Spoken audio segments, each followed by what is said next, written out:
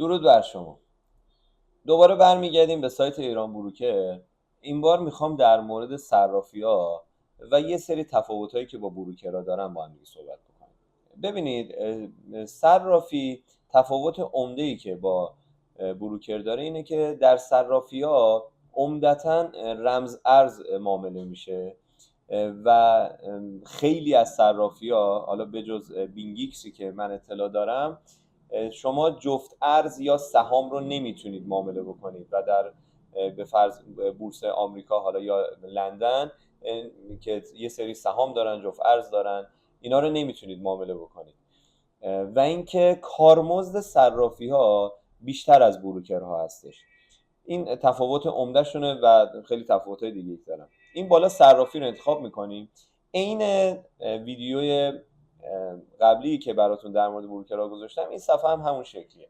فقط باید مد نظر داشته باشیم ما ایرانی‌ها به خاطر تحریماتی که داریم حتما باید احراز در یک صرافی ایرانی رو انجام بدیم تا بتونیم از طریق ریال پولمون رو به اون صرافی انتقال بدیم و به تتر یا USDT و هر ارز دیگه تبدیل کنیم. برای انتقالش به بروکرهایی که واریز ریالی ندارن این واجبه. و اینکه حتی شما اگر بخواید یک صرافی خارجی هم توش عضویت پیدا بکنید و بعد از احراز و اینا اگر بخواید واریز وجه داشته باشید، حتما باید از طریق یک صرافی ایرانی این اتفاق بیفته.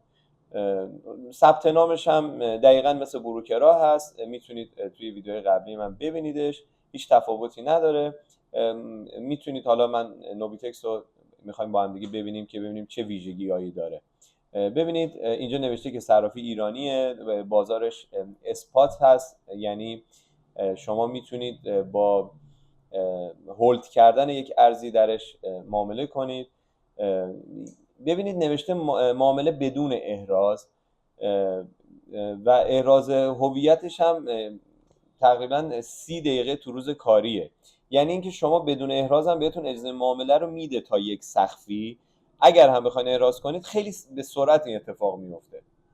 تعداد ارزهایی که میتونید باش معامله بکنید، کارمزد معاملاتش، توجه کنید توی صرافی ها کارمزد معاملاتی یکی از آیتم های خیلی مهمه که برای ما خیلی جالبه، یعنی خیلی باید بهش دقت بکنیم که این کارمزد چقدره. مثلا صرافی ولکس کارمزدی که بابت انتقال تتر داره امروزی که من این ویدیو رو ضبط میکنم میگیره 4 تتره و این خیلی خب زیاده نسبت به بقیه صرافی ها که 2 یا 3 تتر هستن.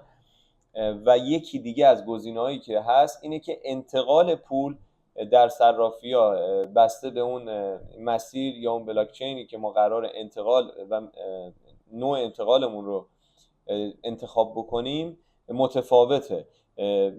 به طور مثال اکس کوینو از بپ 20 پشتیبانی میکنه، ولکس فقط برای انتقال تتر از TRC و ERC20 استفاده میکنن. خب یه مقداری کارمزدشون بسیار زیاده، ولی بپ 20 با حداقل که اگه اشتباه نکنم 25 صدم تقریبا.